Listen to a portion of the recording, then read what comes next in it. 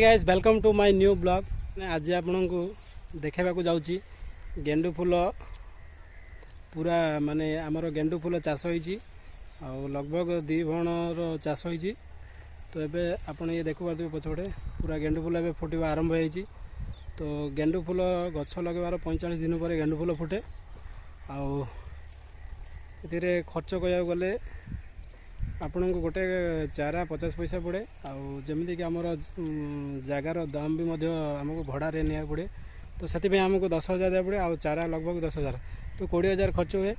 और तार इनकमटा आपण निहाती भाव में 50 ରୁ 60,000 इनकम करें।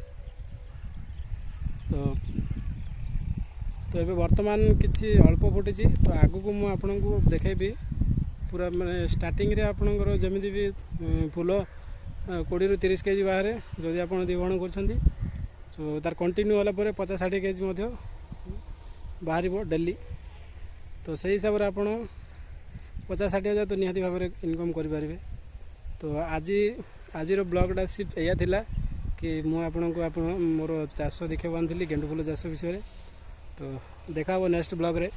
तो वीडियो भल लगे लाइक करेंगे और शेयर करेंगे। चैनल को निहाती भाव में सब्सक्राइब करेंगे। बाकी बेल आइकन को प्रेस करदे। बाकी आपन को ये वीडियो देखा मिलियो।